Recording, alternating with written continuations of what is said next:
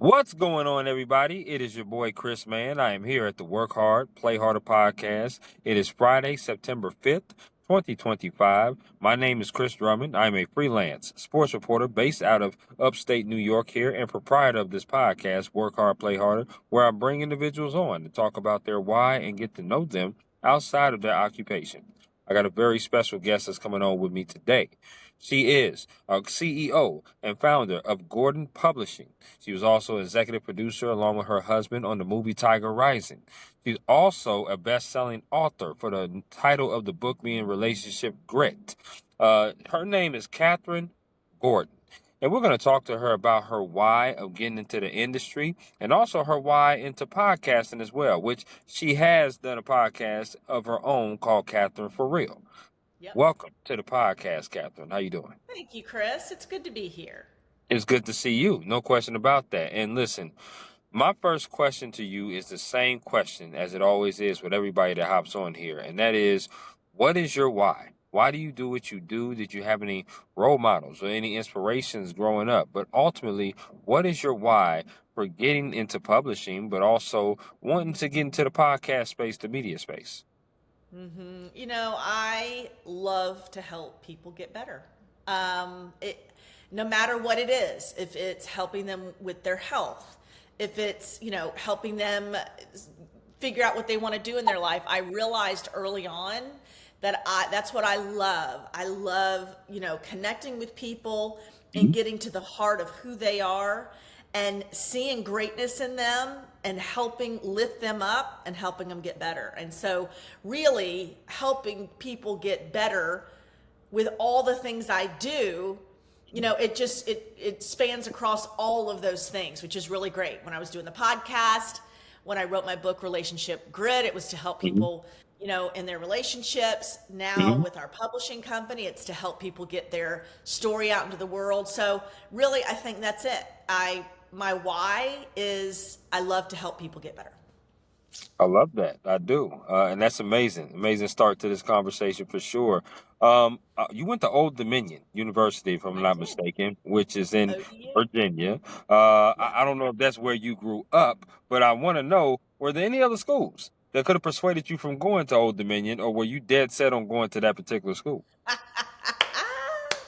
Well, that is a really good question because I had a 2.9 when I graduated from Green Run High School. I Okay. was not a good student. I was very much a partier, to be honest, and Mm-hmm. it's a part of my Mm-hmm. story, and I always share it.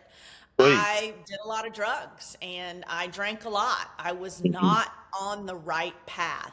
Okay. And something happened to me in my senior year, and I thought I really got to get my life together. I've got to change what I'm doing.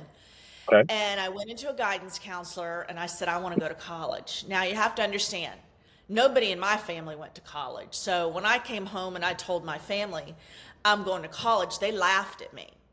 But Wow. I was really fortunate enough to have a guidance counselor who, knew what I was doing, knew I was doing drugs in the school, knew what I was doing, Mm-hmm. and knew that I wanted to change my life. Right. And, I grew up in a very alcoholic home. My brother was a drug dealer. I mean, there was a Wow. lot happening.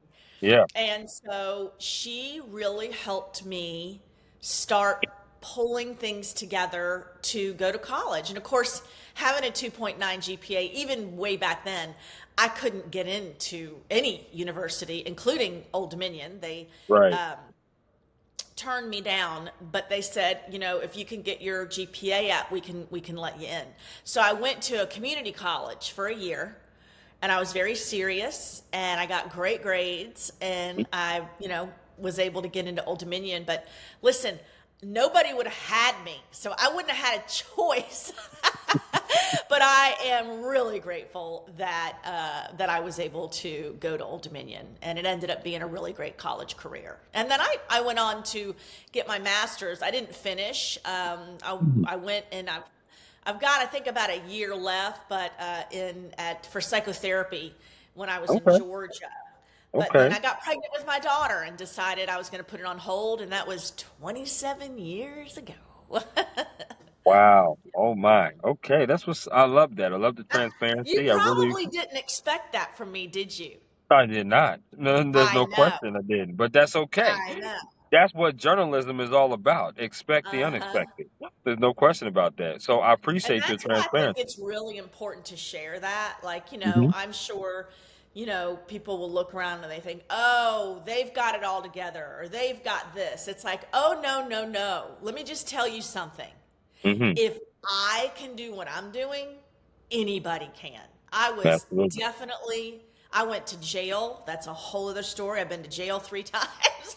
Oh I my mean, goodness. really, if I can turn my life around and Hmm. have the life that I do now, and Right. that's what I try to tell people that are, younger people, especially that might be struggling. Anybody can do it with the help I of God. love it. I love that. Absolutely. Amen. No doubt about that. Now, I also went to college out in Georgia. I graduated from Kennesaw State University. That's Oh, where I got very my good. bachelor's and my master's as well. Oh, So, that's great. absolutely. So, I went to my master's with was University of West Georgia, but I didn't okay. finish. But I drove out from Atlanta because I lived in Atlanta at the time. Hmm. Hmm. I drove. It was like what 60 miles to Yep. school three Yep. times a week. Yep. That's in Carrollton. Definitely, it's in Yes. Carrollton, There Georgia. you go. Absolutely. I know That's that. I exactly know right. that area very well. My mother and my aunt and my uncle are still out there, so I go out Oh, there almost every single year to visit them for sure. that's Um, fantastic. yes, indeed. Yeah. I want to ask you some favorite questions, and you just give me the 411 off the rip based upon these favorite questions. Okay, so here we go. Favorite meal you like to cook? Steak Oh, okay. Now, how do you like to cook your steak? on the grill. I mean, I'm pretty basic. I like steak and I like a baked potato. Okay, I'm no, not a but I fancy cook. mean, is I'm it not a well fancy. done? Is it medium rare? Like how you like it? Medium rare. Okay, Catherine, we're gonna be besties. We're gonna be great friends, girl. I like that. I like that. That's what's up. Yeah. Okay, I'm a huge steak person too, so I like to grill. Much Uh-huh. better griller than I am a cook, no question. Yep. Favorite concert you've ever attended? Billy Joel in New York City. Piano Man. Yeah. Okay. The Piano Man. All right. I like that. That's what's up. I'm a huge Billy Joel fan. I love Billy Joel. Baby Grand is one of my favorite songs of his. River of Oh, Dreams is yeah. another song of his I love. So yeah, huge fan of his for sure. Yeah. Favorite place you've ever traveled to? Oh boy. I travel all the time, Chris. Favorite place. I do love places where it's snowing. So one of my favorite places I'll have to say is Park City, Utah. Okay. Well, you would definitely love the place that I'm at because right now I'm near Buffalo, and Buffalo is definitely gonna come down with the snow. There's no question about that. Okay, That's that's pretty. great. That's pretty cool. Um, I'm a sports person, Catherine. Obviously, being a sports reporter, so I'm gonna ask you a two-part sports question. Favorite sport you like to watch on TV, but favorite sport you also like to attend in person. They could be the same sport. Tennis. I'm a tennis player and I Mm, like watching tennis on TV. I okay. also like watching college football. Now, who's your team in college football? Well, Clemson Tigers. Both my kids went to Clemson. Oh, okay. Well, that was a tough week last week, was it not? Yes, it was. And my Mm. husband's been working with Clemson for the last 12 years. Oh, really? Oh, Oh okay. And yeah. in what capacity? Well, he's a speaker and an author. He wrote a Oh, book called The Energy Bus oh, Training okay. Camp. Yeah. So he That- works with all the sports teams, I love that. Yeah, I- LA Rams and the Minnesota Vikings. Yeah. That's pretty cool. Pretty cool. I love that. I would say this is my last favorite before I get to the next question. I'm a huge foodie. And so I'm a person that loves to go out to eat. What is your favorite restaurant to eat out at? Anything seafood. Wow. Okay. Is there like a particular name of a restaurant? Maybe that I Not should come really. I visit? used to like Roy's. There was this Hawaiian restaurant out of Honolulu, and they had opened some across the country, but they've since closed them. But I always loved anything Roy's had. They had, Oh, the okay. sea bass and they had everything. It was delicious. Now you got a little twang in your voice, Catherine. Are you still in the South as right now? Well, I live in Florida. Okay. Um, Okay. I guess, and it's funny when I talk to somebody who's got a little bit of a Southern accent, I think it comes out more, but I don't hear it. Yeah, a little bit, because I don't hear it. I was in Georgia for 11 years, so no question. People say that all the time up here, like, man, you talk different. I'm like, really? You I don't. have a little bit of a Southern flair to you. Okay, so that's pretty awesome. That's pretty cool. I like to think of myself as a Southern gentleman for sure. There's no question See? about that. Um, I want to talk to you about your book, Relationship Grit. I want to Yeah. know the origins behind that, the origins of why you wanted to write that book. How long did it take for you to write it? Um, just the motivation behind writing Yeah. something like that. Because Lord knows, I definitely need all the relationship advice I can get. Me being a bachelor, I need it. So tell me, what was the origins and the idea and the why about writing a book like that? Yeah, so I wrote that book because after my kids went, I was an empty nester, and it's so weird. Every time I would go into the grocery store, somebody that I knew, whether my kids were on one of their sports teams or just someone from class, Mhm. knew their parent. And I don't know what it is about me, but people like to just share everything with me. And I don't mind, but I'm saying like Cool. it would seem to happen all the time in the grocery store. Yep. And I would run into these mostly women, sometimes men, that would tell me they would pour their heart out. Rather, they were separated from their spouse or getting a divorce or, the spouse was cheating. And I found myself so many times standing there next to the carrots and the cucumbers, counseling, really, just, really listening to them and trying to offer some kind of support and advice. And it really occurred to me that although all of these situations that people were sharing with me, at the very core, all the themes were very common. Right. And it was communication, connection, care. And so I would ask questions like, okay, did you share that with him? Does he know that? No. Do you support him? A lot of times what happens in marriages. So really what it is, Chris, is the grit in the title of my book is actually an acronym. Okay. And so these are, I feel, the four things, and I'll share them with you what the GRIT is, Sure. because I feel like if you can do these things in a relationship, and not just your intimate relationship, but I feel like in all relationships, and even in your Sure. home, but Absolutely. these are the foundation I feel for a healthy, strong relationship. And the G stands for God. Okay. You got to bring God into your relationship. And I know, like, even when I do keynotes on this, there's people that don't believe in God, and that's okay. I always say, still, there's always a higher power, even in AA, even in any 12-step program, there's the higher power. It Okay. is about believing in something bigger than yourself. And so you have to have that as a foundation. And the next thing, because by the way, there's a really cool study. Did you know that couples that pray together are 99% more likely to stay together? Hmm. Couples who go to church together, it's only 50%. And I'm not saying don't go to church, whatever, but so it's the prayer, it's the Right. ongoing prayer together. Right. Absolutely. And so the R stands for resolve. So Hmm. in your relationship, you're going to have struggles, you're going to have hurdles to climb. And that Sure. is all things that I share in my book is some of the things that John and I were going through. And I was going to leave him. I was done with him. He was miserable. He was grumpy. And so, but it's about deciding that you are going to commit and resolve to stay together. And what does Ah, that take? That takes a commitment. right.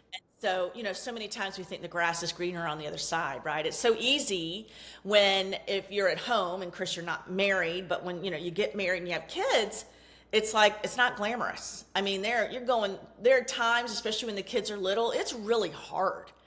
Sure. And so it's really easy, whoever maybe one of you is working out of the home, to look over at someone else and think, oh, that's attractive. Well, that's just attractive because it's not real life, Right. right? Like Right. you go and you get into that same relationship with that person, it's going to be the same thing. So Right. resolve to stay in your relationship and work things out to make it Right. better. Absolutely. I love that. Yeah. And then the I is invest. You have to invest in your relationship, invest in your partner. And I know, a lot of times people are like, well, yeah, but that's not really the way most people do it. I mean, if you think about it, you get married or, and you're so busy that you're focusing on your work, your work staff, your children. Like everybody comes before your spouse because you just expect that your spouse is going to be there for you. But it's little things, just doing little things. It doesn't happen to be anything big, but it's always about putting them first, right? Right. Really giving them, investing in them. I mean, it's kind of like you don't go, okay, I really want to be fit, and then you wake up the next day and you're fit. First day you go to the gym. It's consistency. Every day that consistency compounds. So make sure you're Sure. always, putting the pennies in the piggy bank, right? After a Right. while, Right. it grows. And then the T is together. You have to do it together. You have to want it together. But I also like to say the T is for team. Remember that you're on the same team, Right. right? So Right. many times, when things are going wrong, you're attacking each other. Who's bringing in more money into the relationship or the family? Who's doing more of the work? Who's taking care of the kids? These are all very normal things that couples fight about. But it's about sitting back and going, wait a minute, we're a team. We're doing this together. Right. And so, like in my relationship, I know the things John doesn't like to do, I'll do them. Like John Gordon's not handy. He is not handy. I am the one that fixes everything and does maintenance around our house, right? I Okay. mean, Okay. it just, knowing that we're a team, we're in this together. And so Right. that I feel GRIT is the foundation for any great relationship. And so the book is not a book like, oh, look at me, we're so great, here's what we did. No, it tells you all the things that we went through. There's infidelity, there's all kinds of things in there, but it's Wow. about when things changed, how they changed, and how we got to the other side. So it's a great book for anybody who's not in a relationship, who wants to know how to be a good partner. It's great for newlyweds to start working on that foundation. And then the neatest thing is I had an 89-year-old woman send Mhm. me a message saying that she read the book and Right. she started complimenting Jerry, her 92-year-old husband. And oh my God, I'm like, okay, I had to call her. I'm like, can I please use your testimony? That's like the best thing I've ever heard. So, I mean, Absolutely. anybody can use a little advice on being a Hmm. better partner. I love that. Yeah, I've always lived by the slogan, Catherine, that without communication and trust, you don't really have a relationship. But it's really great to hear that acronym as well, because Yep. you're right. You do need God, you do need resolve, you do need um, a team and together, and you also need. I'm sorry, the I is leaving me, but you need Invest. invest. Invest. That's right, invest. So you need all four of those things for sure in a relationship. And like I said, trust and communication has always kind of been the basis of my thought process because, it's really hard to have a relationship if you don't trust the individual that you're with. Trust is earned, not given. And communication, you would think as simple as it is, that's the root of all of our problems in relationships. Is communication. It's lack thereof, whether it's with a friend, whether it's with a parent or a family member, or whether it's with somebody who's a significant other. Just lack of communication always seems to be the problem with that. So I'm definitely going to have to cop that book from you, and we will definitely talk offline and see about that for sure. Um, but it leads into a great question of mental health and work life balance. You talked about some things that you went through, and obviously you've been through it and you live life. The only way that you go through things in life is you have to go through it. There's no manual to read this, right? No step one, step two. Talk to me about how you kept your mental health strong, but also still have that work life balance. You know, you're a wife, you're a daughter, you're a mom. You also run companies as well. You got a lot on your plate, Kathryn, and you also need some Kathryn time as well. So talk to me about how you balance all that. That's a great question, Chris. And I'm going to tell you, number one is you really do have to take care of yourself. And what do I mean by that? Mhm. It can be very, very simple in terms of make sure that you're getting some kind of movement every day. Every day. Like you got to put yourself first in that. And you, what you're eating. What are you eating? If you're drinking those big Starbucks coffees and getting all jacked up with all the sugar, that affects your hormones. That affects your mood. It This does. is things, these are things that are so simple that people don't even they don't think about it. And I Mhm. just think these simple things, if you can eat healthy foods, get good sleep, get some movement, those three things, make that commitment to yourself. That right there is going to make you be a better partner, a better employee, or a better company owner. It's going to give you the mental focus to help you create, and it keeps you stable. It keeps you, the bottom line of what you're asking, it keeps you mentally stable. So many times now, this makes me crazy. So this is like a whole, how much time do we have? Because I see so many times that these kids, and I say kids, you know, my kids' age, who are all they're diagnosed with ADD and they're given Adderall. Well, guess what? Right. I had ADD. Like, let's just call it what it is. You heard about my lifestyle. I mean, my Right. God, I grew Right. up in an alcohol. Of course, I had ADD, but there are things you can do to help your ADD, and that is Without the thing I question. was just telling you about. It's Yeah. the right sleep. Nowadays it's staying off your phone if you can. But anyway, nowadays all we're doing is giving these kids and adults drugs. Oh, you have anxiety? Here, take some lorazepam. Oh, wait. And everybody's taking these drugs. So you're just masking the problem. And guess what? That leads to more mental health issues. I'm so passionate about this. So you got to get back down to the basics. What are you eating? Are you getting enough sleep? Sleep is a superpower. People, they need sleep is absolutely a superpower, and a lot of people just aren't getting enough sleep. And of course, we Yeah, got to try to monitor the screen time. So for those are sure. things I do, and I will tell you, it's funny you're asking that question because in the book we talk about this. So John was very depressed. That was a part of why he was so miserable early on in our relationship.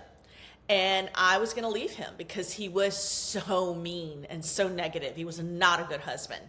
Right. And he was really suffering with some mental issues. And so when he said to me, please keep, let's stay in the marriage, let's try to work it out, I insisted at that point. Again, I didn't know what I know now. Well, then maybe you need to go on some medication. And he said, give me some time. I'm gonna start walking. I'm gonna start eating right. And guess what? It All got gone. better. It got He better. got fit. He got mentally fit. The depression was gone. So that was kind of the beginning, and there's some other Okay. things in there of my own health journey. But so, yeah, so big on that. No, absolutely. I appreciate the transparency on that. It's an important question to ask because all people go through it in all different kind of occupations. Now, I No, want to say something. When I'm talk to me. telling you all this, Chris, I am not saying that I'm anti-medicate. I'm not. There are definitely some people in some situations where it helps, but Sure. it should never be the first course of action. Okay. I can respect that. There you go. I can respect that. I want to know what goes on in day-to-day operations of Kathryn Gordon's life. Because what goes on from like you said, to being the CEO of Gordon Publishing to managing different properties, to, whenever you do decide to maybe write another book that comes into your mind. Like, what goes on in the day-to-day 24-hour cycle of Kathryn Gordon's life? Honestly, I am more busy today than I have been my whole life. Wow. And part of my problem is that I'm doing it all. I'm doing it all. And so I really have needed to hire help. But every time I try to hire somebody, I just expect them to read my mind, right? Like an assistant. So I finally have somebody hired, Anita, who you communicated Right, with, who's right. helping me because there is a lot going on. And it's funny you're asking that because I'm trying to figure out, okay, are there certain days I'm going to focus on Gordon Publishing? So right now, it's every day, all day. I got to show you this. This is my Please. sheet. Okay, you're gonna laugh. This is something like this sheet. I have 6 squares. Okay, this is how basic I do this. And I Right. literally on each for each square, Airbnbs, Gordon Publishing, Estate, John Gordon Company's Positive Training, house build. I'm building a house, by the way. My Wow. self-care and my to-dos. So it's like I'm using this sheet right now I'm working on it. So if you talk to me in 6 months, I'm going to have a much better answer for how I'm doing it all. But right now, I'm just Right. doing it. I'm flying by the seat of my pants, and I'm doing it. Okay. I'm wondering, when the hell do you sleep? That's what I'm wondering, doing all But I that. do get sleep. That's it. Okay. Okay. I'm with you on that. Can we talk about how did you hop on the project of Tiger Rising as an executive producer with your husband? Like, how did that idea come about, and what made you want to be executive producers to that particular film? Yep. So, we were going out to LA a lot because my husband was working with, at the time, the LA Clippers with Doc Okay. Rivers Absolutely. and the Sean McVay at the Rams. And then we decided to buy a place out there. So Okay. we bought a place and we were out there a lot. And then my husband was on the board of a church out there. And one of the women that was on the board with him is because everybody's in the movie business out there. Is was is She works in. I'm trying to think of what it is. Not animation, but anyway, it's a woman that does a lot of movie stuff. She's been doing movie work for 30 years. Her husband had wrote a screenplay. That's Deb Giantara and her husband Ray. So Right. Ray had written a screenplay and wanted to produce this film. He's also in the movie business. And so when they finally got it all together and hired the actors, so what a movie producer is, in my case, an executive movie producer, it means that I am giving money for it. So Right. it doesn't mean I'm Right. on set and I'm directing anything. It means that Right. I'm executive producing it. And so they asked us if we wanted to do that. And so I said, yeah, because number one, I believe in Deb and Ray Giantara, but also I loved the storyline and, thought it was a great message to get out. It was a great movie. So, It yeah. it actually was. I had Yeah. no idea that you was a part of that until I looked and started. I was like, wow, that's amazing. That's pretty cool. Now, would you executive produce anything else? So I've given money to things that haven't quite made it into final production. Okay. The name of this one movie, I can't even think of it. It was the same author as Redeeming Love that Roma Okay. Downey had produced. It was another movie called something Bridges. What's the name of it? Anyway, but it hasn't been produced yet. So, but do I want to do that? Mhm. Not really. I mean, there's no real ROI, I'll be honest with you. There could be, Right. but it's not my, you know, Forte is what you're there saying. are people that Okay. are that's exactly what they do all the time. They give bridge loans and things like that. But yeah, but it was fun. It was a fun thing, and I may do it again. I mean, people have approached John on his book training camp, Mhm. and of course, if that's the case, I'd support that. And I eventually definitely want to get John here on the podcast as well. I want to talk to him Okay. as well for sure. But I want to get you out of here on this last question, and that is about your podcast. Now, I know you talked about it. You say you had it on hold because you got a lot of different things going on. But I want to know the origins, right? Kathryn, for real. You've had this podcast for a few years now. What was the purpose of making this podcast? What kind of guests did you have on? And when you do resume it, what kind of guests would you like to bring on? Yeah. So one of the things that people would tell you about me is that I say it like it is. I love it. So I give it to you up straight, as you probably noticed just at the beginning of this conversation. For sure. So I knew I wanted to start a podcast. It was during COVID, and I just kind of was fed up. We were out in LA, and it was just ridiculous. Look, I'm just going to tell you, it was ridiculous. Like, masks don't work. I know this is controversial, but we're outside Mm-hmm. walking near the water, Right. and we have a cop come up and ask us to put our masks on. Oh, And wow. I kind of, said some things that were kind of, I just had to tell him what was up. So my husband turned to me and goes, "There it is, Kathryn for real." And then I was like, "That's the name of the podcast. That's what we're going to call Wow. it." It's really, that's the Wow. way. And so what kind of guests do I have on? I have on anybody who has something to share that might help other people get better. That kind of goes back to my theme. Well, So I if love you look, bringing if you people go on. to my website, Yeah. kathrynforreal.com, you'll Hmm. see all the guests that I've had, and it's always about sharing things that help people get better. I love that. Obviously, I wouldn't mind being a guest on there. I love supporting other people. I love Yeah. supporting other people. As far as your book goes, I definitely want to cop that as well. I know you talked about LA. I'm originally from California, so definitely have ties out there. I don't know if you still have the place out there or any Nope. time that you are, but I definitely go out to LA quite a bit, Yeah. especially for No, I sporting events. sold that. I sold that. Yeah. Okay, well that's amazing. That's awesome. But I definitely go out to LA a lot of times, so I'm very familiar with that area. But I want to say to you, thank you so much Thank for you. allocating your time to me, talking about your why and talking about the different things that's going on with you. We're gonna have to do a part two. We're gonna have to do a part two of this for sure, because I am intrigued to know more about you, and I definitely have some more questions. But thank you so much. Enjoy your Thank you, Friday, Chris. and you take care and have a wonderful weekend. You too. Bye bye.